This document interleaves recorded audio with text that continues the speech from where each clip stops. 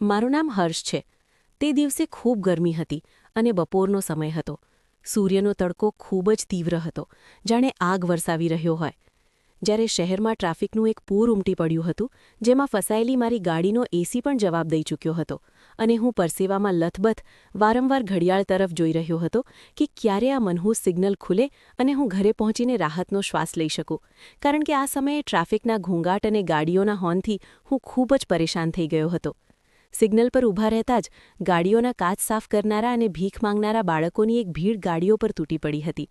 પણ મારી નજર રસ્તાની કિનારે ફૂટપાથ પર બેઠેલા એક એવા અસ્તિત્વ પર અટકી ગઈ જે આ ભીડથી બિલકુલ અલગ હતું.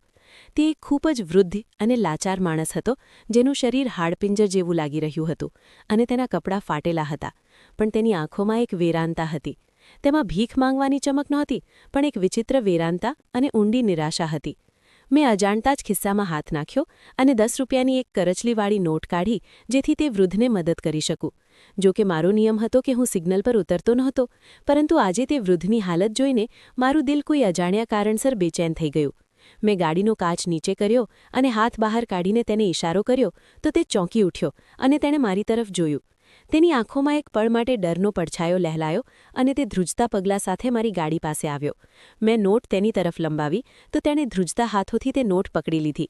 તેણે મને આશીર્વાદ આપવાને બદલે કે આભાર માનવાને બદલે મારી આંખોમાં જોવાનું શરૂ કરી દીધું, જાણે તે મને ઓળખવાનો પ્રયાસ કરી રહ્યો હોય અથવા મારા ચહેરા પર કોઈ એવી વાત વાંચી રહ્યો હોય જે મને પોતે પણ ખબર નથી. અચાનક તેના ચહેરાના હાવભાવ બદલાયા અને તેની આંખોમાંથી આંસુઓનું પૂર ઉમટી પડ્યું, જે તેના ધૂળથી ભરેલા કરચલીવાળા ગાલ પર વહેવા લાગ્યું. આ દ્રશ્ય મારા માટે ખૂબ જ આશ્ચર્યજનક હતું, કારણ કે મેં આજ સુધી કોઈ ભિખારીને 10 રૂપિયા મળવા પર આ રીતે ધ્રુસકે ધ્રુસકે રડતા જોયો નહોતો. હું પણ આ બધું સમજવાનો પ્રયાસ કરી જ રહ્યો હતો કે તે વૃદ્ધે અચાનક એક એવી હરકત કરી જેણે મારા પગ નીચેથી જમીન ખેંચી લીધી.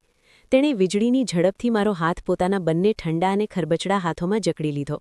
તેની પકડમાં એટલી તાકાત હતી કે હું મારો હાથ છોડાવી શક્યો નહીં, અને તે પહેલાં કે હું તેને કંઈ કહું કે ગુસ્સો કરું, તેણે પોતાની મુઠ્ઠી ખોલી અને એક ભારે વસ્તુ જબરદસ્તી મારી આંગળીમાં પહેરાવવાનો પ્રયાસ કરવા લાગ્યો.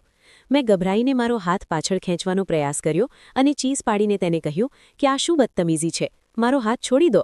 પરંતુ તે વૃદ્ધ એક જનૂનની સ્થિતિમાં હતો અને તેના મોંમાંથી ધ્રુજતા અવાજમાં માત્ર એટલું જ નીકળ્યું કે બેટા, મારી પાસે સમય નથી, આ અમાનત રાખી લે. આ તારી નસ્લ સંવારશે, આ તારી નસ્લ સંવારશે યા ઉજાડી દેશે. તેનો લહેજો એટલો ડરામણો અને ભયાનક હતો કે મારા રૂમાટા ઊભા થઈ ગયા અને હું આશ્ચર્યચકિત થઈ ગયો.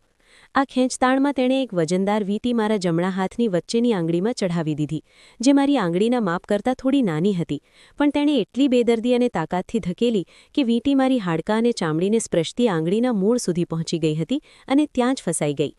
દર્દની એક તીવ્ર લહેર મારા હાથમાં ઉઠી, પણ તેનાથી વધુ ડર તે વૃદ્ધની હાલત જોઈને લાગી રહ્યો હતો. વીંટી પહેરાવતા જ તેણે મારો હાથ એવી રીતે ઝટકી દીધો જાણે મેં તેને આગ લગાવી દીધી હોય, અને પછી તે ફરીને ટ્રાફિકની વચ્ચેથી એવી રીતે ભાગ્યો જાણે મોત તેનો પીછો કરી રહ્યું હોય. તે ગાડીઓ અને મોટરસાઇકલની વચ્ચેથી પાગલોની જેમ પસાર થતો રસ્તાની બીજી તરફ ગાયબ થઈ ગયો, અને પાછળ હું મારી ગાડીમાં બેઠેલો રહી ગયો. તે જ ક્ષણે સિગ્નલ ખુલી ગયું અને પાછળ ઊભેલી ગાડીઓના હોર્નનો અવાજ વધી ગયો, જેણે મને વાસ્તવિકતાની દુનિયામાં પાછો લાવી દીધો. મેં બેબાકડીમાં ગાડી ગિયરમાં નાખી અને આગળ વધારી દીધી, પરંતુ મારું મગજ હજી પણ તે ઘટનામાં જ ગૂંચવાયેલું હતું. હું વારંવાર મારી આંગળીમાં ફસાયેલી તે વીંટીને જોઈ રહ્યો હતો, જે બહારથી જોવામાં પિત્તળ કે તાંબાની લાગી રહી હતી, પણ તેની બનાવટ ખૂબ જ જૂની અને શાહી હતી.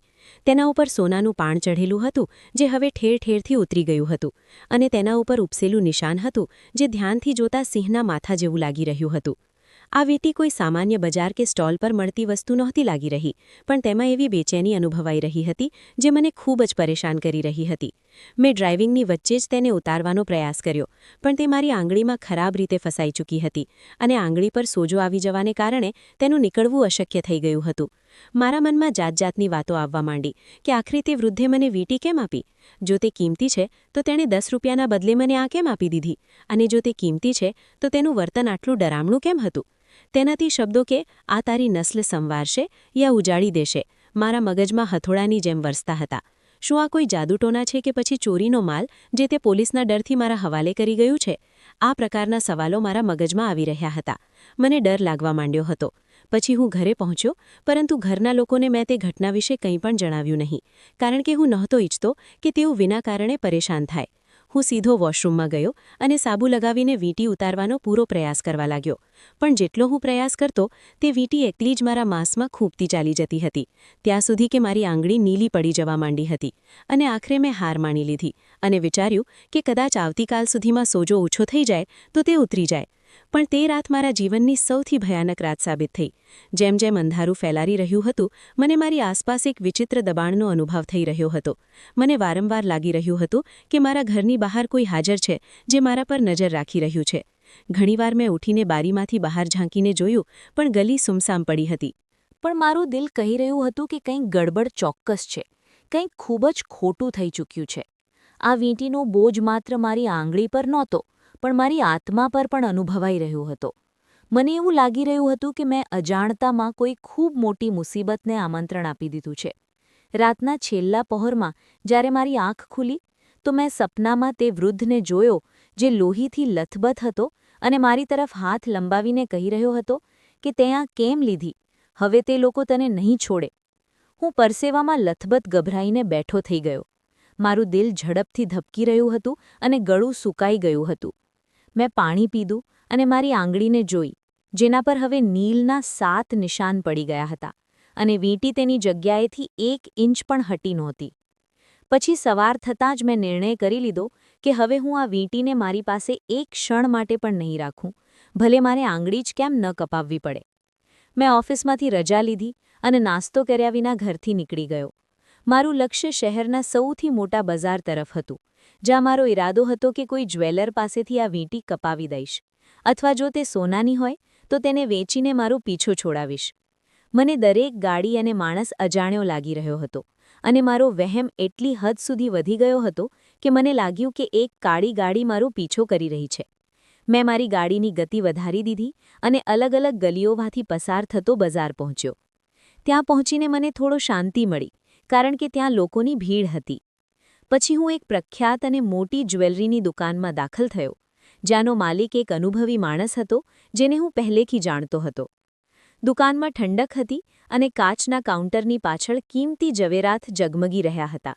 મેં કાઉન્ટર પર જઈને મારો હાથ આગળ કર્યો અને દુકાનદારને કહ્યું કે સાહેબ, હું એક મુસીબતમાં ફસાઈ ગયો છું. ગઈકાલે આ વીંટી ભૂલથી પહેરી લીધી હતી, હવે ઉતરી જ નથી રહી. મહેરબાની કરીને આને કાપી દો, અથવા જો આ કોઈ કામની હોય તો આને રાખી લો. તે સાહેબે પહેલાં તો સ્મિત સાથે મારું સ્વાગત કર્યું અને પછી મારો હાથ પકડીને વીંટીને જોવા લાગ્યા. હું તેમના ચહેરાના હાવભાવ જોઈ રહ્યો હતો, જે સામાન્ય હતા. તેમણે એક કેમિકલવાળું કપડું લઈને વીંટીને ઘસી, જેનાથી તેના પર જામેલો મેલ અને કાટ ઉતરી ગયો. તેના પર જાણે એક વિચિત્ર લાલાશ દેખાઈ. તે ચમકવા લાગી, જે સોનું તો હરગીઝ નહોતી લાગી રહી, પણ તેની ચમક આંખોને ચૂભે તેવી હતી. તે સાહેબના હાથ અચાનક રોકાઈ ગયા અને તેમના કપાળ પર કરચલીઓ પડી ગઈ. તેમણે તેમની આંખો પર ચશ્મા લગાવ્યા અને વીંટીને ખૂબ નજીકથી જોવા લાગ્યા. ખાસ કરીને વીંટી પર બનેલા તે સિંહના નિશાનને જોઈ રહ્યા હતા.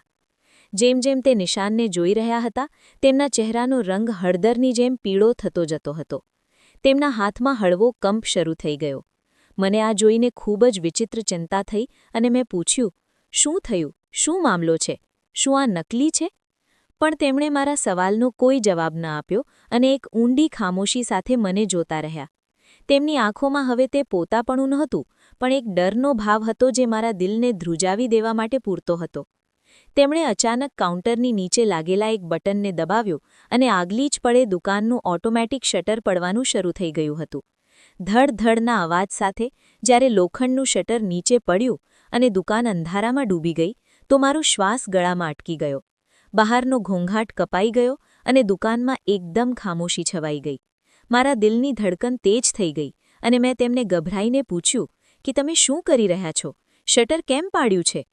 સાહેબે પોતાના નોકરને હાથના ઇશારાથી પાછળના રૂમમાં જવાનો હુકમ કર્યો અને જ્યારે અમે બંને એકલા રહી ગયા, તો તે મારી પાસે આવીને ખૂબ ધીમા પણ ધ્રુજતા અવાજમાં બોલ્યા કે બેટા, તે આ વીંટી ક્યાંથી ચોરી છે? આ કઈ મનહૂસ ઘડીમાં પોતાના હાથમાં પહેરી છે? તેની વાત સાંભળીને મેં સફાઈ આપવાનો પ્રયાસ કર્યો કે મેં કોઈ ચોરી નથી કરી. આ મને એક ભિખારીએ આપી છે. તો તેમણે અફસોસથી માથું હલાવીને કહ્યું કે કાશ તું જૂઠું બોલી રહ્યો હોત, કારણ કે જો આ વીંટી તારી પાસે આવી ગઈ છે તો તું સમજ કે પારી ઊંધી ગણતરી શરૂ થઈ ગઈ છે. આ વીંટી કોઈ ઝવેરાત નથી, પણ એક ખાનદાની મહોર છે અને આ શહેરમાં આ મોહરનો મતલબ માત્ર મોત છે. તેમણે પોતાના ખિસ્સામાંથી ફોન કાઢ્યો અને પોલીસને કોલ કરવાને બદલે કોઈ બીજાને કોલ લગાવ્યો.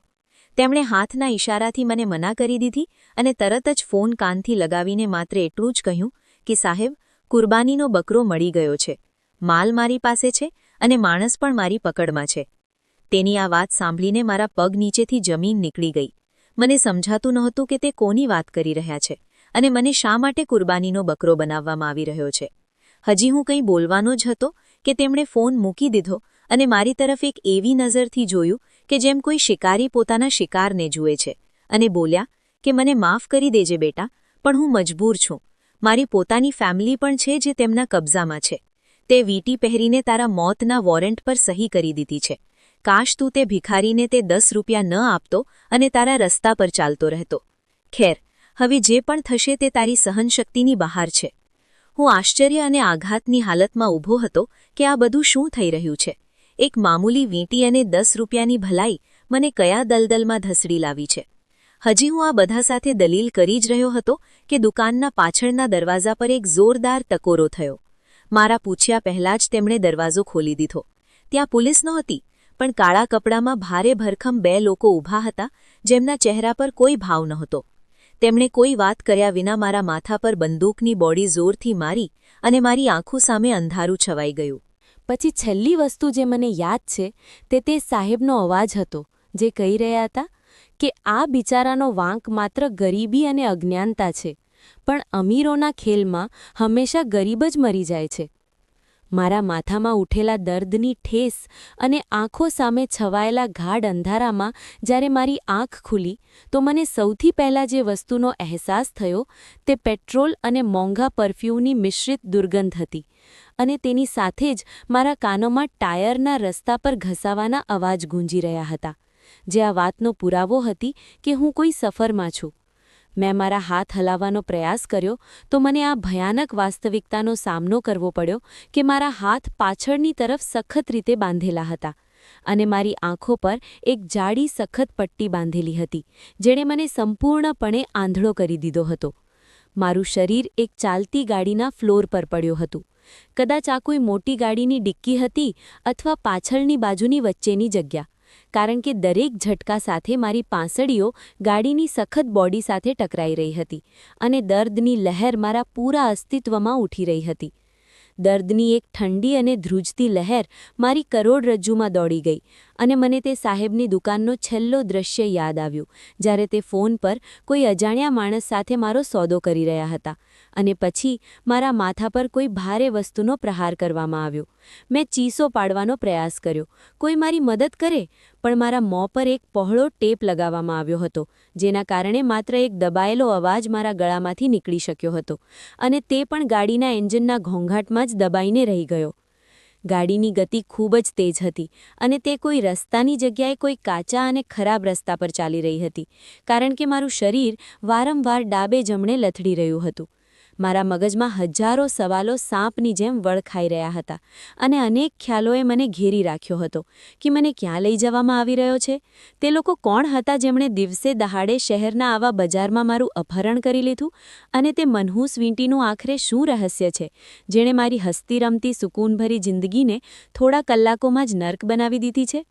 સમયનો અંદાજ લગાવવો અશક્ય હતો કે મને બેહોશ થઈ કેટલી વાર થઈ ચૂકી હતી, પણ તે દર્દની તીવ્રતા જણાવી રહી હતી કે ઘણો સમય પસાર થઈ ચૂક્યો છે.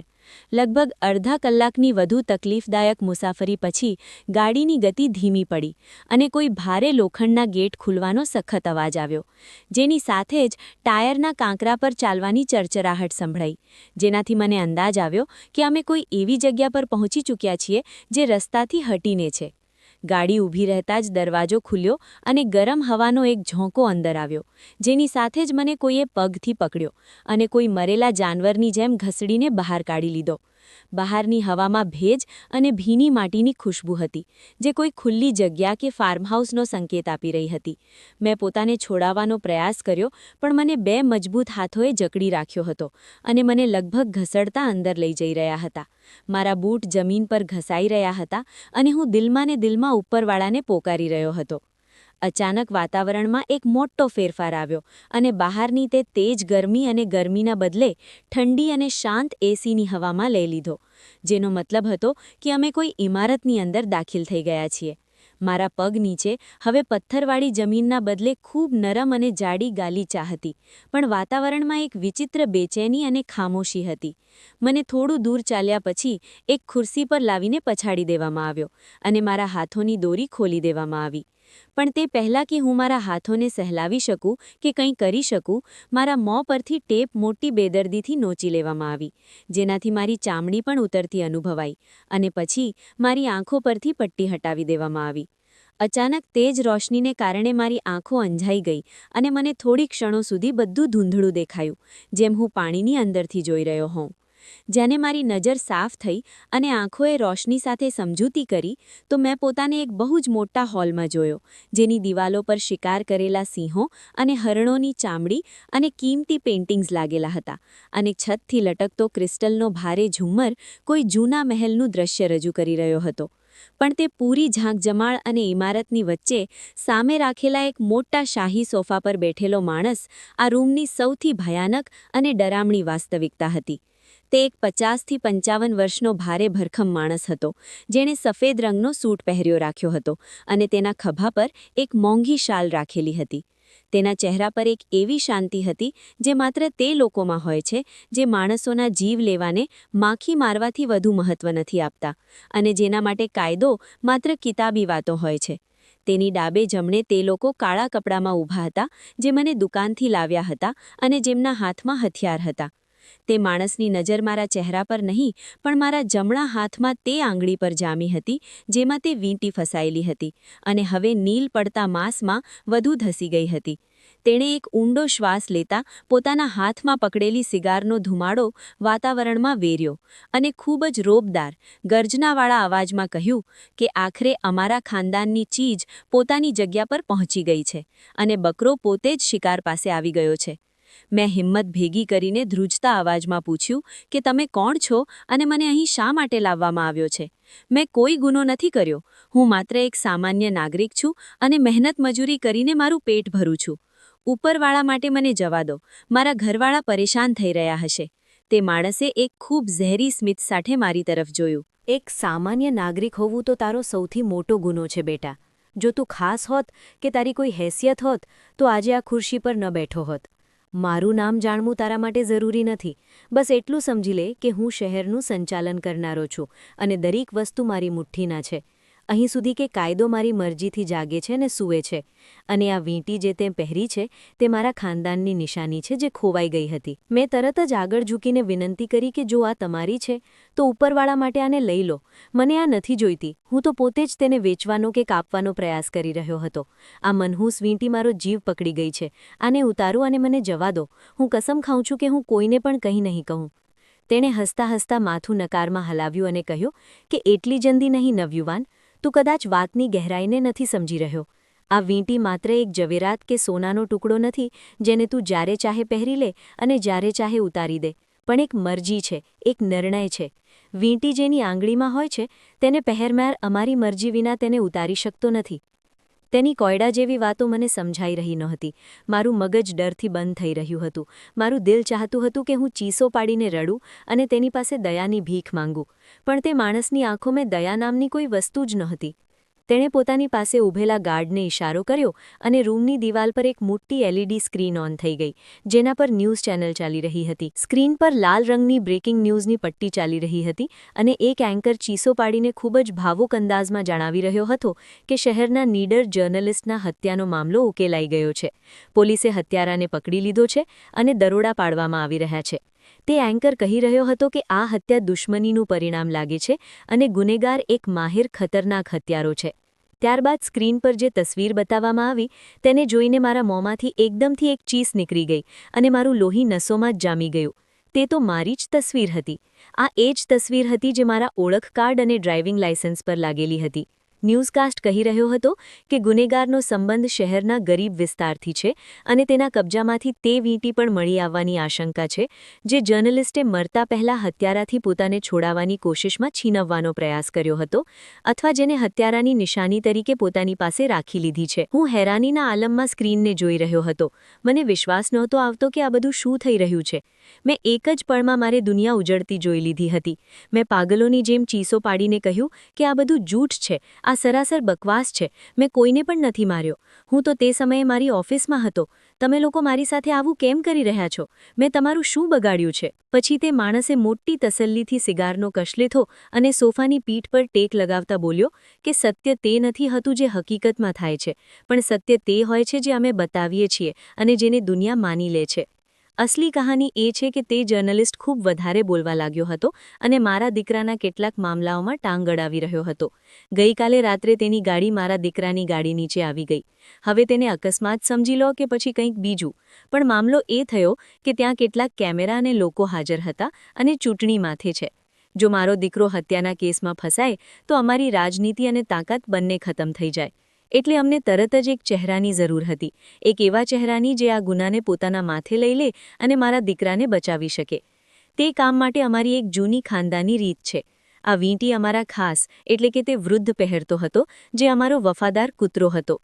તેનું કામ એ જ હતું કે જ્યારે પણ માલિકોથી કોઈ ભૂલ થાય કે લોહી વહે તો તે તેને પોતાના માથે લઈ લે અને બદલામાં તેના ખાનદાનને આખી ઉંમર પાડવામાં આવે. ગઈકાલે રાત્રે તે વૃદ્ધ આ કામ માટે તૈયાર હતો. અમને વિચાર્યું કે તે આ ગુનાને માની લેશે, પણ જ્યારે તેને પોલીસ સ્ટેશને લઈ જવામાં આવી રહ્યો હતો તો તે ડરી ગયો અને ગાડીમાંથી કૂદીને ભાગી નીકળ્યો. તે પોતાની સાથે અમારી એક ખાનદાની વીંટી પણ લઈ ગયો જે તેણે આ હેતુ માટે પહેરી હતી.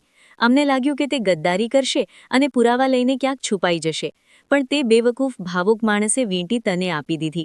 કદાચ તેને લાગ્યું કે તે આ પરેશાનીમાંથી આઝાદ થઈ જશે, કે કદાચ તારી ભલાઈ તેને બચાવી ગઈ. પણ તેને એ નહોતી ખબર કે તે તને બચાવી નથી રહ્યો, પણ સીધો મોતની સામે ધકેલી રહ્યો છે. અને તારું દુર્ભાગ્ય જો કે તું સીધો જ્વેલર પાસે પહોંચી ગયો, જે અમારો જ માણસ છે. આને કહેવાય મુકદ્દરનો ખેલ. મેં રડતા ગીડગીડાતા કહ્યું કે સર, મારો આ બધાથી કોઈ પણ સંબંધ નથી. મારો એક શરીફ માણસ છું. હું તમારા દીકરાની જગ્યાએ કેમ જેલ જાઉં? મને જવા દો. હું વચન આપું છું કે જીભ કાપી નાખીશ પણ કોઈને કંઈ નહીં કહું. ઉપરવાળા માટે મારી મા અને બહેનનો વિચાર કરો. તે મરી જશે. તે માણસ પોતાની જગ્યાએથી ઊભો થયો અને ધીમે ધીમે ચાલતો મારી પાસે આવ્યો. તેના બૂટની ટકટક મારા દિલ પર હથોડા જેવી વાગી રહી હતી. તેણે મારી પાસે આવીને મારા ચહેરાને ધ્યાનથી જોયો અને પછી મારા કાન પાસે ઝૂકીને કહ્યું, જેમાં ખૂબ જ સખ્તી હતી. તેણે કહ્યું કે હવે તારી પાસે પાછા ફરવાનો કોઈ રસ્તો નથી, પણ તારી પાસે બે રસ્તા છે અને નિર્ણય તારે હમણાં અને આ જ વખતે કરવાનો છે. પહેલો રસ્તો એ છે કે તું ખામોશીથી પોલીસ સામે ગુનો માની લે અને કબૂલ કર કે તેં જ તે જર્નલિસ્ટને માર્યો છે. અને જો તું આવું કરીશ તો અમે તારા ઘરવાળાઓને એટલી દોલત આપીશું કે તારી આવનારી 7 પેઢીઓ બેસીને ખાશે. તારી બહેનના લગ્ન કોઈ રાજકુમાર સાથે થશે અને તારી વૃદ્ધ માની સારવાર શ્રેષ્ઠ હોસ્પિટલમાં થશે. જેલમાં રહીશ પણ ત્યાં તું બાદશાહોની જેમ રહીશ. તને દરેક સગવડ મળશે અને કેટલાક વર્ષો પછી જ્યારે મામલો ઠંડો પડી જશે તો અમે અપીલ કરીને કે કોઈ બીમારીનું બહાનું બનાવીને તને બહાર કઢાવી લઈશું અને તને કોઈ બીજા દેશ મોકલી દઈશું. આ ઇજ્જતનો રસ્તો છે જેમાં તું એક હીરોની જેમ તારા ખાનદાનને સંભાળી શકે છે. પછી તે એક ક્ષણ માટે રોકાઈ ગયો. તેનો લહેજો અચાનક બરફની જેમ ઠંડો અને કઠોર થઈ ગયો હતો અને બોલ્યો કે બીજો રસ્તો એ છે કે તું મના કરી દે, જેના પરિણામે તને હમણાં અને આ જ વખતે અહીંથી લઈ જઈને કોઈ વેરાન જગ્યા પર મારી નાખવામાં આવશે અને કાલના અખબારમાં ખબર મળશે કે ગુનેગાર પોલીસ કસ્ટડીમાંથી ફરાર થતાં મરી ગયો અને વાર્તા ત્યાં જ ખતમ થઈ જશે. પણ મારી વાત યાદ રાખજે, તારા મર્યા પછી અમે તારા ઘરમાંથી બધું ખતમ કરી દઈશું, જેનાથી તારું ખાનદાન આખી દુનિયામાં બદનામ થઈ જશે. તારી વૃદ્ધ માં અને યુવાન બહેનને આખી જિંદગી પોલીસ સ્ટેશનો અને કોર્ટ કચેરીના ધક્કા ખાવા પડશે. પોલીસ રોજ તારા ઘરે દરોડા પાડશે અને સમાજ તેમના પર થૂંકશે. કોઈ તારી બહેન સાથે લગ્ન તો દૂરની વાત કરવાનું પણ પસંદ નહીં કરે. તે ભૂખ અને બેઇજ્જતીથી તડફડીને મરશે. અને નિર્ણય તારો પોતાનો છે કે તું સમજદાર સોદાગરની જેમ કુરબાની આપીને પોતાના ખાનદાનને બચાવે છે કે પછી એક બેવકૂફ ભાવુક માણસની જેમ કૂતરાના મોતે મરીને પોતાની પાછળ પોતાની મા અને બહેન માટે મુશ્કેલ જીવન છોડી જાય છે. હું તને વિચારવા માટે માત્ર 2 મિનિટ આપું છું. જિંદગી કે મોત, આ પસંદ કરવાનું કામ તારું છે. આ ઝાલિમ માણસના મોંમાંથી નીકળેલા તે છેલ્લા શબ્દો કે જિંદગી કે મોત, પસંદ કરવાનું કામ તારું છે, મારા કાનોમાં પીગળેલા કાચની જેમ ઉતરી ગયા અને રૂમમાં છવાયેલી મોત જેવી ખામોશીમાં મેં હોશ હવાસ ગુમાવી દીધા. મારા દિમાગમાં એક વિચિત્ર જંગ છિન્ન ભિન્ન થઈ ગઈ હતી, જેમાં એક તરફ મારી પોતાની જ જિંદગી અને મારો ઝમીર હતો, જે ચીસો પાડીને કહી રહ્યો હતો કે હું એક નિર્દોષ માણસ છું અને મને કોઈ બીજાના ગુનાની સજા ન થવી જોઈએ. પણ બીજી તરફ મારી વૃદ્ધ માનો કરચલીવાળો ચહેરો અને મારી માસૂમ બહેનની ઇજ્જત હતી, જે આ સમયે દાવ પર લાગેલી હતી. હું જાણતો હતો કે આ લોકો માત્ર ધમકી નથી આપી રહ્યા, પણ તેમના માટે કોઈનો જીવ બરબાદ કરવો એટલું જ સહેલું છે જેટલું કે સિગારની રાખ ખંખેરવી. મારી આંખો સામે તે દૃશ્ય ફરી વળ્યું જ્યારે પોલીસ મારા ઘરમાં કંઈક જપ્ત કરવાનો ડ્રામા કરશે અને મારી બહેનને વાળથી ઘસડીને પોલીસ સ્ટેશનમાં લઈ જવામાં આવશે. આ ખ્યાલે મારા અંદરની બચેલી કચેલી હિંમત પણ તોડી નાખી હતી. મને લાગ્યું કે આ સત્ય એક એવી મોજ શોખની વસ્તુ છે જે અમારા જેવા ગરીબોને શોભા નથી દેતી, કારણ કે સાચું બોલવાની કિંમત જો બહેનની ઇજ્જત અને માની જિંદગી હોય તો જૂઠું બોલવું જ સૌથી મોટી ભલાઈ બની જાય છે. મેં મારી બંધ આંખોમાંથી આંસુનું એક ટીપું પડતું અનુભવ્યું અને મારું માથું ઝુકાવી દીધું. મારા હોઠ સુકાઈ ગયા હતા અને ગળામાં કાંટા ખૂંચી રહ્યા હતા. મેં મોટી મુશ્કેલથી મારા ધ્રુજતા અવાજને કાબૂમાં કર્યો અને તે માણસની તરફ જોયા વિના ધીમા અવાજમાં કહ્યું કે હું તૈયાર છું, મને તમારી દરેક શરત મંજૂર છે, બસ મારા ઘરવાળાઓને કંઈ ન કહેતા. આ વાત મારા મોંમાંથી નહીં પણ મારી આત્મામાંથી નીકળી હતી, જાણે મેં મારા જીવનનો સોદો કરી લીધો હોય. મારા કબૂલાત પર રૂમના વાતાવરણમાં તણાવ ઓછો થયો અને તે માણસ જે અત્યાર સુધી મને એક ખૂબ જ નીચા કીડાની જેમ જોઈ રહ્યો હતો, તેના ચહેરા પર એક જીત ભરેલી મુસ્કાન ફેલાઈ ગઈ. તેણે જોરથી હસીને પોતાના પાસે ઊભેલા ઇન્સ્પેક્ટર તરફ જોઈને કહ્યું કે જોયું ઇન્સ્પેક્ટર સાહેબ, હું કહેતો હતો કે દરેક માણસની એક કિંમત હોય છે, બસ સાચો ભાવ લગાવવાની વાર હોય છે અને ગરીબની કિંમત તો એમ પણ તેની મજબૂરી હોય છે. આ છોકરો સમજદાર છે, તેને ખબર છે કે હીરો બનવાનું પરિણામ શું હોય છે. ઇન્સ્પેક્ટરે પણ ખુશીના અંદાજમાં માથું હલાવ્યું અને પોતાના ખિસ્સામાંથી એક રેશમી રૂમાલ કાઢ્યો, જેમાં ખૂબ ધ્યાનથી એક કાળા રંગનું રિવોલ્વર પકડેલું રાખેલું હતું. તેણે તે રિવોલ્વર મારી પાસે આપતા કહ્યું કે શાબાશ, તે અક્કલમંદીનો પુરાવો આપ્યો છે. ફિક્ર ન કર, તને જેલમાં કોઈ તકલીફ નહીં થાય. બસ હવે તારે આ રિવોલ્વર પર પોતાની આંગળીઓના નિશાન છોડવાના છે અને એક નિવેદન આપવાનું છે. બાકીનું બધું કામ અદાલતમાં અમારા વકીલ સંભાળી લેશે. મારા હાથ ધ્રુજી રહ્યા હતા અને મારું દિલ ચાહી રહ્યું હતું કે ધરતી ફાટી જાય અને હું તેમાં સમાવી જાઉં. મેં ધ્રુજતા હાથોથી રિવોલ્વર પકડવાનો પ્રયાસ કર્યો, જે મને તે સમયે કોઈ સાપની જેમ ઠંડો ઠંડો લાગતો હતો. આ તે ક્ષણ હતી જ્યારે હું એક હત્યારો બનવા જઈ રહ્યો હતો અને મારા કપાળ પર કલંકનું એવું તિલક લગાવવાનો હતો જે કદાચ મારા મોત સુધી મારો પીછો નહીં છોડે. ડરે મારી મદદ કરી અને મારી આંગળીઓ ટ્રિગર પર એવી રીતે ગોઠવાઈ કે સ્પષ્ટ ફિંગરપ્રિન્ટ્સ આવી જાય. ઇન્સ્પેક્ટરના ચહેરા પર એક સંતોષ હતો અને તે સિગારના ધુમાડાની મજા લઈ રહ્યો હતો. બધું તેમના પ્લાન મુજબ જઈ રહ્યું હતું અને હું કરોળિયાના જાળમાં ફસાયેલી માખીની જેમ લાચાર હતો. હજી ઇન્સ્પેક્ટર મારા અંગૂઠાને શાહી લગાવીને કાગળ પર લગાવવાનો જ હતો કે અચાનક બહારથી એક જોરદાર ધમાકાનો અવાજ સંભળાયો. તેણે પૂરી ઇમારતને હલાવી દીધો. ધમાકો એટલો તેજ હતો કે છતથી લટકતો ભારે ઝુમ્મર પણ પૂરી રીતે હલવા લાગ્યો અને ટેબલ પર રાખેલો કાચનો ગ્લાસ પડીને ચકનાચૂર થઈ ગયો. એ અચાનક ધમાકા પર રૂમમાં હાજર દરેક માણસ ઉછળી પડ્યો. તે ઝાલિમ માણસ જે અત્યાર સુધી શાંતિથી બેઠો હતો, જલ્દીથી ગભરાઈને ઊધો થયો અને તેના ચહેરા પરથી તે શાંતિ ગાયબ થઈ ગઈ. તેણે ગર્જનાવાળા અવાજમાં ચીસ પાડીને પૂછ્યું કે આ શું બકવાસ છે? બહાર શું થઈ રહ્યું છે? હજી તેના શબ્દો મોંમાં જ હતા કે બહારથી ખૂબ તેજ ફાયરિંગનો અવાજ આવવાનું શરૂ થઈ ગયું. આ કોઈ 1-2 ગોળીઓ ન હતી, પણ એવું લાગી રહ્યું હતું કે જેમ પૂરી જંગ છિન્ન ભિન્ન થઈ ગઈ હોય અને હવેલીના ઇમરજન્સી સાયરન વાગવા લાગ્યા. તે ઇન્સ્પેક્ટર, જે અત્યાર સુધી ખૂબ બહાદુર બની રહ્યો હતો, ડરથી પીળો પડી ગયો અને પડતા પડતા બચી ગયો. એક ગાર્ડ લોહીથી લથપથ દોડતો રૂમમાં દાખલ થયો અને હાંફતા હાંફતા બોલ્યો કે સરજી, બહુ ખરાબ થયું. કોઈએ મેઇન ગેટને રોકેટથી ઉડાવી દીધો છે અને તે લોકો અંદર ઘૂસી આવ્યા છે. તે પોલીસવાળા નથી સર, તે કમાન્ડોની જેમ લાગી રહ્યા છે અને અમારા માણસોને ચૂની ચૂનીને મારી રહ્યા છે. આપણે અહીંથી નીકળવું પડશે. અને તેણે એક ક્ષણે પણ મને બિલકુલ અવગણના કરી, પોતાની જાન બચાવવા માટે પાછળના દરવાજા તરફ ભાગ્યો અને હું ત્યાં જ ખુરશી પર બેઠો રહી ગયો, કારણ કે મારા હાથ ખુલ્લા હતા પણ ડરે મારા પગને જકડી રાખ્યા હતા. ફાયરિંગનો અવાજ નજીક આવતો જઈ રહ્યો હતો અને ગોળીઓ ચાલવાની ગંધ રૂમની અંદર સુધી આવી રહી હતી. ઇન્સ્પેક્ટરે પણ ભાગવાનો પ્રયાસ કર્યો, પણ કદાચ હુમલાવરો ખૂબ નજીક પહોંચી ચૂક્યા હતા. રૂમનો દરવાજો એક વધુ ધમાકાથી તૂટીને અંદર પડ્યો અને ધૂળના વાદળોની વચ્ચેથી કેટલાક નકાબપોશ અંદર દાખલ થયા. તેમના હાથમાં બંદૂકો હતી અને તેમણે કાળા કપડાં પહેરી રાખ્યા હતા. તેમણે અંદર આવતા જ આડેધડ ગોળીબાર ન કર્યો, પણ ખૂબ જ કુશળતાથી પોઝિશન સંભાળી લીધી. ઇન્સ્પેક્ટરે ડરને કારણે હાથ ઊંચા કરીને કહ્યું કે મને મારશો નહીં, હું પોલીસવાળો છું. પણ તે નકાબપોશમાંથી એક કંઈ પણ કહ્યા વિના તેના પગમાં ગોળી મારી દીધી, જેનાથી તે ચીસ પાડતો જમીન પર પડી ગયો. હું મારી જગ્યા પર બાવડાની જેમ બેઠો હતો. મને સમજાતું નહોતું કે આ લોકો મને બચાવવા આવ્યા છે કે પછી મારવા.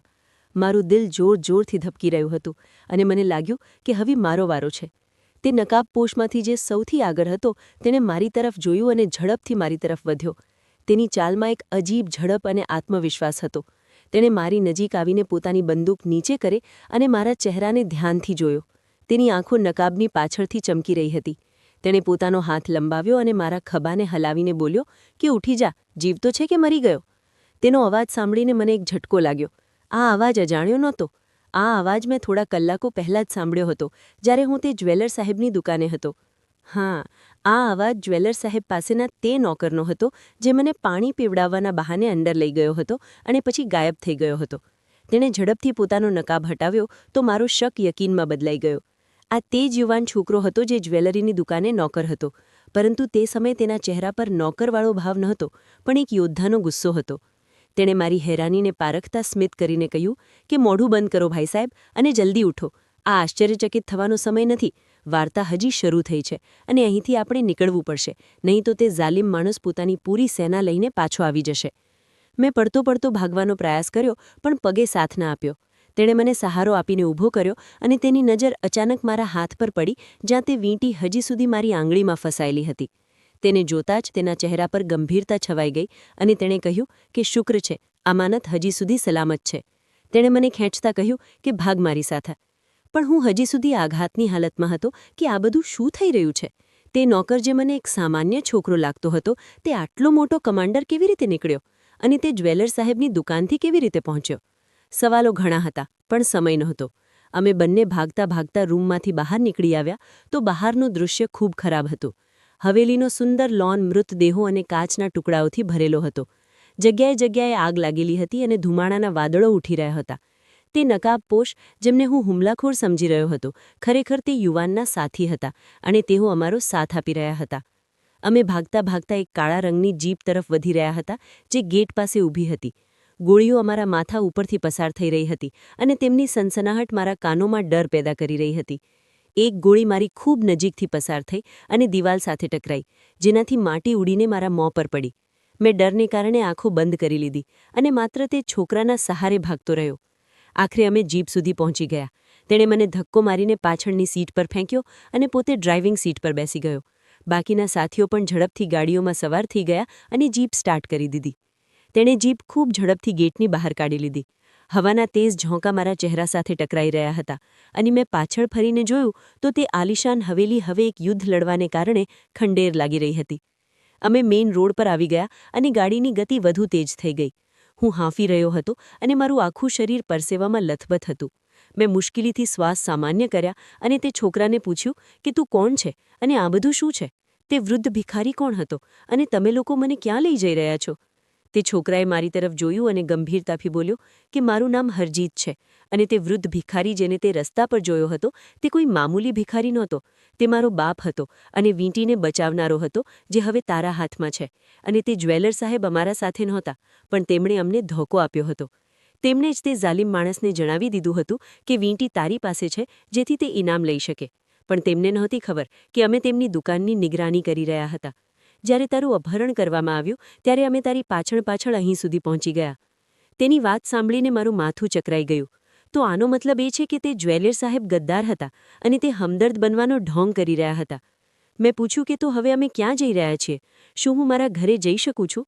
હરજીતે અફસોસથી માથું નકારમાં હલાવીને કહ્યું કે ભૂલી જા તારા ઘરને. હવે તું તારા ઘરે નહીં જઈ શકે, કારણ કે તારું ઘર હવે પોલીસ અને તે ઝાલિમ માણસના ગુંડાઓથી ઘેરાયેલું હશે. જો તું ત્યાં ગયો તો માર્યો જઈશ. હવે તું અમારો મહેમાન છે. જ્યાં સુધી આ વીંટી તારા હાથમાં છે, તું આ જંગનો હિસ્સો છે. અને સૌથી જરૂરી વાત એ છે કે વીંટી હવે ઉતારી શકાશે નહીં, જ્યાં સુધી તેનો હેતુ પૂરો ન થઈ જાય. મેં ગભરાઈને મારી આંગળી તરફ જોયું, જે સોજાને કારણે હવે ખૂબ જાડી થઈ ગઈ હતી, અને વીંટીનું સિંહવાળું નિશાન મને ઘૂરી રહ્યું હતું. મને લાગ્યું કે આ વીંટી કોઈ ધાતુનો ટુકડો નહીં, પણ એક સાપ છે જે મારું લોહી પી રહ્યો છે. મેં ચીઝ પાડીને કહ્યું કે મારે આ જંગથી કોઈ પણ લેવા દેવા નથી. મારે મારી મા અને બહેન પાસે જવું છે, તે પરેશાન હશે. હરજીતે સખ્તીથી કહ્યું કે જો તું તેમની પાસે ગયો તો તે પણ મારી જશે. હાલમાં તે હજી ઠીક છે, કારણ કે અમે અમારા માણસોને તારા ઘરની આસપાસ નિગરાનીમાં લગાવી દીધા છે, જે તેમનું ધ્યાન રાખશે. તું બસ પ્રાર્થના કર કે અમે સુરક્ષિત જગ્યાએ પહોંચી જઈએ, કારણ કે જે માણસની હવેલી પર અમે હુમલો કર્યો છે તે આખા શહેરને હલાવી શકે છે અને આટલી આસાનીથી હાર નહીં માને. અમે શહેરની બહાર નીકળી રહ્યા હતા કે અચાનક જ પાછળથી પોલીસના સાયરનનો અવાજ આવવાનું શરૂ થઈ ગયું. મેં પાછળ વળીને જોયું તો ખૂબ દૂર ઘણી બધી નીલી બત્તીઓનું એક પૂર અમારી તરફ વધી રહ્યું હતું. હરજીતે તેને જોયું અને એક્સિલરેટર પર દબાણ વધાર્યું, અને તેણે પોતાના વાયરલેસ સેટ પર પોતાના સાથીઓથી કહ્યું કે પ્લાન બી પર કામ કરો, તે લોકો પાછળ આવી ગયા છે. જ્યારે ગતિ ખતરનાક હદ સુધી વધી ગઈ હતી અને અમે શહેરની સડકો પર ભાગી રહ્યા હતા, મને સમજાઈ ગયું હતું કે મેં 10 રૂપિયામાં માત્ર વીંટી નથી ખરીદી, પણ મારું મોત ખરીદ્યું હતું, અને હવે પાછા ફરવાનો કોઈ પણ રસ્તો નહોતો. રાતનું અંધારું વધુ ઘેરું થઈ રહ્યું હતું. તેના પર અમારી જિંદગીની દોરી લટકેલી હતી, જેનું પરિણામ કાં તો આઝાદી હતું અથવા પછી એક દર્દનાક મોત. પોલીસ અને ગુંડાઓની ગાડીઓ અમારી પાછળ હતી અને ગોળીઓ અમારી જીપની ઉપર વરસી રહી હતી, પણ હરજીતે કમાલ રીતે ગાડીને શહેરની સાંકડી ગલીઓમાં પણ વાળી લીધી, અને અમે જૂની અને વેરાન ઇમારતોની પાછળ જઈને ઊભા રહ્યા. હરજીતે મને જલ્દીથી ગાડીમાંથી કાઢ્યો અને બોલ્યો કે આપણી પાસે સમય ખૂબ ઓછો છે. આ વીંટીનું રહસ્ય હવે ખોલવું પડશે. અમે ભાગતા ભાગતા છત પર બનેલા એક નાના રૂમમાં પહોંચી ગયા, જ્યાં હરજીતનો એક મિત્ર લેપટોપ લઈને અમારી રાહ જોઈ રહ્યો હતો. હરજીતે મને બેસવાનો ઇશારો કર્યો અને જણાવ્યું કે વીંટી માત્ર ઝવેરાત નહીં, પણ એક જાસૂસી ડિવાઇસ છે જે તેના બાપે બનાવી હતી, અને તેના નગ નીચે એક માઇક્રોચિપ છુપાયેલી છે જેમાં તે હત્યાનો વિડિયો મોજૂદ છે, જે આ જાલિમ જાગીરદારના દીકરાએ કરી હતી. હરજીતે એક તીક્ષ્ણ કટરની મદદથી મારી આંગળીમાં ફસાયેલી વીંટીના ઉપરના ભાગને ઉખાડી દીધો, અને તેની નીચેથી એક બારીક મેમરી ચિપ મળી, જેને તરત જ લેપટોપમાં લગાવી દેવામાં આવી. આ દરમિયાન નીચેથી લાઉડસ્પીકર પર તે માણસનો અવાજ ગુંજી ગયો કે પોતાને અમારા હવાલે કરી દો, નહીં તો માર્યા જશો. તેણે ઇમારતને ઘેરી લીધી હતી. મને લાગ્યું કે હવે અમારું બચવું અશક્ય છે, પણ હરજીતના દોસ્તે ઝડપથી વિડિયો સોશિયલ મીડિયા અને ન્યૂઝ ચેનલો પર અપલોડ કરી દીધો. જેમ જ વિડિયો લાઈવ થયો, આખા શહેરમાં ભૂકંપ આવી ગયો. વિડિયોમાં સ્પષ્ટ દેખાઈ રહ્યું હતું કે જાગીરદારનો દીકરો નશામાં તે જર્નાલિસ્ટને ગોળી મારી રહ્યો છે અને તેનો બાપ પુરાવા મિટાવી રહ્યો છે. થોડી જ ક્ષણોમાં આ ખબર જંગલની આગની જેમ ફેલાઈ ગઈ, અને નીચે ઊભેલી પોલીસને ઉપરથી આદેશ મળવા લાગ્યા કે તરત જ તે જાગીરદારને ગિરફ્તાર કરી લેવામાં આવે. બાજી પલટાઈ ગઈ હતી. તે પોલીસવાળા જે અમને મારવા માટે આવ્યા હતા, તેમણે પોતાની બંદૂકનો રૂખ તે જાલિમ માણસ તરફ કરી દીધો, અને તેને ત્યાં જ હાથકડીઓ લગાવી દેવામાં આવી. હરજીતે શાંતિનો શ્વાસ લીધો, અને અમે પોતાને કાયદાના હવાલે કરી દીધા, કારણ કે હવે અમે ગુનેગાર નહીં પણ હીરો બની ચૂક્યા હતા. બીજી સવારે હોસ્પિટલમાં ડોક્ટરોએ કટરથી કાપીને તે મનહૂસ વીંટી મારી આંગળીથી અલગ કરી દીધી, જેના ઉતરતા જ મને લાગ્યું કે મારો જીવ છૂટી ગયો છે. હું હોસ્પિટલમાંથી બહાર આવ્યો તો મારી મા અને બહેન ગેટ પર હાજર હતા, અને મીડિયાની ભીડ લાગેલી હતી, પણ હું બધાથી બચીને મારી ફેમિલી પાસે ગયો અને ઉપરવાળાનો શુક્ર કર્યો. મારી આંગળી પર વીંટીનો ઊંડો નિશાન બાકી રહી ગયો હતો, જે મને આખી જિંદગી યાદ અપાવતો રહેશે કે બસ 10 રૂપિયાની ભલાઈ મને કેવી મુશ્કેલીમાં નાખી ગઈ, અને પછી કેવી રીતે તેને ભૂલવું એક મોટા જુલ્મની વિરુદ્ધ લડવાની તાકાત પણ હતી. તે જાગીરદાર અને તેનો દીકરો જેલમાં હતા, અને હું મારી શાંતિપૂર્ણ જિંદગીમાં પાછો આવી ચૂક્યો હતો. પણ હવે હું જાણતો હતો કે ખામોશ રહેવું ગુનો છે, અને ક્યારેક ક્યારેક એક સામાન્ય માણસ પણ મોટા મોટા લોકોને પાડી શકે છે. હોસ્પિટલમાંથી નીકળ્યા પછી ઘણા અઠવાડિયા વીતી ગયા, પણ મારી નસોમાં હવે પણ તે રાતની દહેશત દોડી રહી હતી. દરેક હોર્ન, દરેક સાયરન, દરેક પડછાયો મને ચોંકાવી દેતી હતી. હું વારંવાર મારી આંગળીને જોતો, એ જ નિશાન, એ જ કમબખ્ત ડાઘ, જે મને યાદ અપાવતો હતો કે મોત એક રાત મારી બરાબર સામેથી પસાર થઈ ગઈ છે. હરજીત અને તેના સાથીઓ પોલીસની સુરક્ષામાં ક્યાંક બીજા સ્થળે મોકલી દેવાયા હતા. મને પણ શહેર બદલવાની સલાહ આપવામાં આવી હતી, પણ હું મારી મા અને બહેનને એકલા છોડીને નહોતો જઈ શકતો. અમે કોશિશ કરી રહ્યા હતા કે જિંદગી પાછી પાટા પર આવી જાય, પણ ઝાલિમોની દુનિયા આટલી જલ્દી ખત્મ નથી થતી, તે તો હજી શરૂ થઈ હતી. એક સાંજે હું મારી બહેન સાથે દવાઓ ખરીદવા જઈ રહ્યો હતો કે અચાનક રસ્તાની બીજી તરફથી એક કાળી ગાડી ધીમેથી ઊભી રહી. મારા પગ અટકી ગયા, પણ મને સ્પષ્ટ અનુભવ થયો કે કોઈ મને ઘૂરી રહ્યું છે. કાર થોડી સેકન્ડ ત્યાં જ ઊભી રહી, પછી ગતિ પકડીને આગળ વધી ગઈ. મેં મારી બહેનનો હાથ મજબૂતીથી પકડ્યો. ચાલ જલ્દી, મેં કહ્યું, પણ અંદર એક ડર ફરી માથું ઊંચકું. શું આ વાર્તા ખરેખર પૂરી થઈ ગઈ છે? રાત્રે જ્યારે હું સૂવા જઈ રહ્યો હતો ત્યારે જ મારા ફોન પર એક મેસેજ આવ્યો. તેં જે કર્યું તેનો હિસાબ હજી બાકી છે. અને મેસેજની સાથે એક ફોટો હતી, મારી મા અને બહેનની, જે ઘરની બહાર ઊભી હતી. મારા હાથ ધ્રુજી ગયા અને શ્વાસ રોકાઈ ગયો. મેં પોતાને સમજાવ્યો, કદાચ કોઈ મજાક કરી રહ્યું છે, કદાચ કોઈ અફવા ફેલાવનાર. પણ તે જ વખતે દરવાજા પર ટકટક થઈ. મારા સીનામાં જાણે કોઈએ પથ્થર મૂકી દીધો હોય. હું ધીમે ધીમે દરવાજા પાસે ગયો. કોણ છે? અમે છીએ, દરવાજો ખોલ. હું અવાજ ઓળખતો હતો, હરજીતનો. મેં જલ્દીથી દરવાજો ખોલ્યો. તે અંદર ઘૂસતા જ બોલ્યો કે સમય ખૂબ ઓછો છે, તારે હમણાં જ અમારી સાથે ચાલવું પડશે. મેં કહ્યું, પણ શું થયું? આ કોનો મેસેજ છે? અને મારી ફેમિલી? તેણે જણાવ્યું, જાગીરદારનો નાનો ભાઈ બહાર આવી ચૂક્યો છે. હરજીતનો શ્વાસ તેજ હતો. તે જેલ નહોતો ગયો, તે બહારથી આખી સિસ્ટમને હલાવી રહ્યો છે. તને ખતમ કરવો તેનું પહેલું કામ છે, અને તારું ઘર તેની લિસ્ટમાં સૌથી ઉપર છે. મારી નસોમાં લોહી જામી ગયું. મતલબ આ બધું ખતમ નથી થયું? હરજીતે ખભા પર હાથ મૂક્યો. ના ભાઈ, હવે અસલી ખેલ શરૂ થયો છે. જાગીરદારના ભાઈ પાસે માત્ર તાકાત નથી, એક પૂરી સેના છે. તે માની ચૂક્યો છે કે તેના દીકરાને જેલ તેમ મોકલ્યો હતો, અને તે બદલો લેવા માટે કોઈ પણ હદ સુધી જઈ શકે છે. મેં ગભરાટથી કહ્યું, મારી મા અને બહેન, તે ખતરામાં તો? તેણે વાત કાપી. તેણે તેમને બીજી જગ્યાએ શિફ્ટ કરી દીધા છે. તે સુરક્ષિત છે, પરંતુ એટલી વાર સુધી જ્યાં સુધી આપણે આગલું પગલું નથી ઉઠાવતા. આગળનું પગલું? મેં પૂછ્યું. હરજીતે પોતાની કમરમાંથી એક મેપ કાઢ્યો અને ટેબલ પર મૂકી દીધો. જાગીરદારના ભાઈનો એક ગુપ્ત ફાર્મ હાઉસ છે, શહેરથી 40 કિલોમીટર દૂર. ત્યાં જ તે પોતાની અસલી ગંદી દુનિયા ચલાવે છે. ત્યાં જ તેની પ્રાઇવેટ આર્મી ટ્રેન થાય છે, અને ત્યાં જ તે એક મોટો ધંધો પણ કરી રહ્યો છે. મેં કપાળ પર કરચલીઓ પાડતા પૂછ્યું, કયો ધંધો? હરજીત મારા ચહેરાની નજીક આવ્યો અને ધીમેથી બોલ્યો, ઇન્સાનોની સ્મગલિંગ. અને રૂમ એકદમ ઠંડો પડી ગયો. મારા શ્વાસ અટકી ગયા. મારા કાનોમાં ગૂંજ્યું, ઇન્સાનોની સ્મગલિંગ. તે તને મરવા નહીં દે, હરજીત બોલ્યો. પહેલાં તને પકડશે, તને ટોર્ચર કરશે, કારણ કે તું તેની ઇજ્જતનો સૌથી મોટો દુશ્મન છે, અને તે પાકું કરશે કે તારી ચીસો દૂર દૂર સુધી જાય. હું એક ખુરશી પર બેસી ગયો. પણ હું લડાઈ નથી ઈચ્છતો, હું બસ શાંતિ ઈચ્છું છું. હરજીતે ધીમેથી કહ્યું, ભાઈ, જ્યારે તે વીંટીને સ્પર્શ કર્યો હતો તો તે જ દિવસે આ જંગનો હિસ્સો બની ગયો હતો. હવે આ માત્ર તારી નહીં, ઘણા લોકોની લડાઈ છે. તે ઝૂકીને મારી આંખોમાં જોવા લાગ્યો. તું ચાહે કે ના ચાહે, તે તારી પાછળ જ છે. એટલે હવે આપણી પાસે માત્ર 2 રસ્તા છે. કાં તો ભાગતા રહીએ, અથવા પછી આ દાનવનો ખેલ હંમેશા માટે ખતમ કરી દઈએ. હું રોકાઈને લાંબો શ્વાસ લીધો. મેં તે વીંટીના જૂના નિશાનને જોયું અને મહેસૂસ કર્યું કે મારા અંદર કંઈક બદલાઈ રહ્યું છે.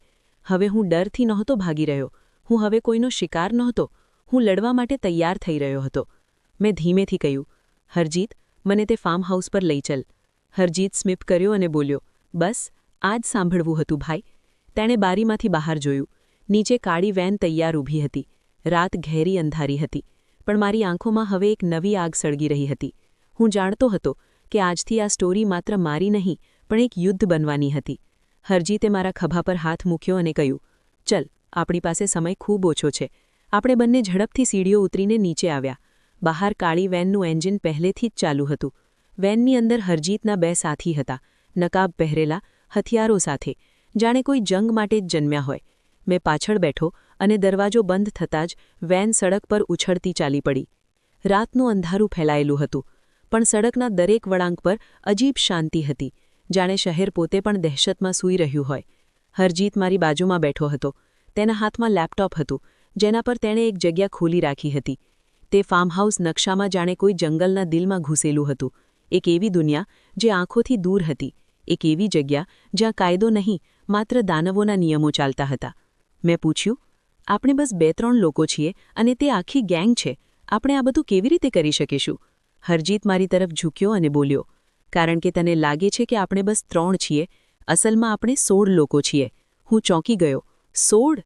વાન અંધારામાં એક સૂમસામ સડક પર વળી અને આગળ મને 2 વધુ વાન દેખાઈ. હેડલાઇટ બંધ પણ સ્પીડ તેજ. તેમના પાછળ 4 બાઇકો પણ દોડી રહી હતી. હરજીતે કહ્યું, જાગીરદારે મારા બાપને માર્યો હતો. અમે ચૂપ બેસી નહોતા શક્યા. આ માત્ર તારી લડાઈ નથી, અમે બધાની લડાઈ છે. મારા ગળામાં એક ભારેપણું ઉતરી ગયું. પહેલીવાર મને લાગ્યું કે હું એકલો નહોતો. પછી લગભગ 40 મિનિટ પછી વાન જંગલો તરફ વળી ગઈ. રસ્તો એટલો ખાડા ટેકરાવાળો હતો કે દરેક ઝટકાથી મારું દિલ હલી જતું હતું. થોડીવાર પછી અમે એક ઊંચી લોખંડની ફેન્સ સામે ઊભા રહ્યા. તેના પાછળ અંધારું, સન્નાટો અને મોતની રાહ હતી. દૂરથી રોશનીની પીળી ચમક દેખાતી હતી, જે ફાર્મહાઉસની હતી. હરજીત નીચે ઉતરીને બોલ્યો, હવેથી જે કંઈ પણ થશે તેના અવાજ માત્ર તું સાંભળીશ. તેના સાથીઓ ચૂપચાપ ફેન્સ કાપવા લાગ્યા. લોખંડના તૂટવાની એક હળવી અવાજ થઈ અને અમે અંદર ઘૂસી ગયા. હવામાં ગંધ અજીબ હતી, લોહી, દારૂગોળો અને માટીની. તે ફાર્મહાઉસ જેટલું બહારથી શાંત હતું, અંદર એટલું જ ડરામણું. એક ચોકીદારને ચૂપચાપ કાબૂમાં કરવામાં આવ્યો અને અમે ચૂપચાપ અંદર વધ્યા. હરજીતે ધીમા અવાજે કહ્યું, ઇમારતની નીચે એક ભોંયરું છે, અસલી ખેલ ત્યાં જ ચાલે છે. અમે અવાજો સાંભળ્યા, કેટલાક માણસોના, ક્યાંક દૂરથી. કોઈના રડવાના, કોઈના ચીસો પાડવાના, કોઈના તડપવાના અવાજો આવી રહ્યા હતા. મારું દિલ સીનામાંથી બહાર નીકળવા માટે હતું. મેં પૂછ્યું, શું આ કેદીઓ છે? હરજીતની આંખો લોહીથી લાલ થઈ ગઈ. હા, તે જ લોકો જેમને તે સ્મગલિંગ માટે ઉપયોગ કરે છે. સ્ત્રીઓ, બાળકો, મજૂરો, જેમને કોઈ શોધનારું નથી હોતું. મારા હાથ જાતે જ મુઠ્ઠીમાં બદલાઈ ગયા. એક ગરમ લહેર મારા અંદર દોડી. આ માત્ર મારી લડાઈ નહોતી, આ તે બધાની જિંદગીનો સવાલ હતો. જ્યારે અચાનક દૂરથી ગોળીનો અવાજ આવ્યો. અમારા સાથીઓએ ઇશારો કર્યો. અમારી પ્રિસેસ પકડાઈ ગઈ હતી. હરજીત ચીસો પાડ્યો, બધા પોતપોતાની પોઝિશન લો, અમે તેમને અંદરથી તોડીશું. પૂરી જગ્યા ગોળીઓની વરસાદમાં બદલાઈ ગઈ.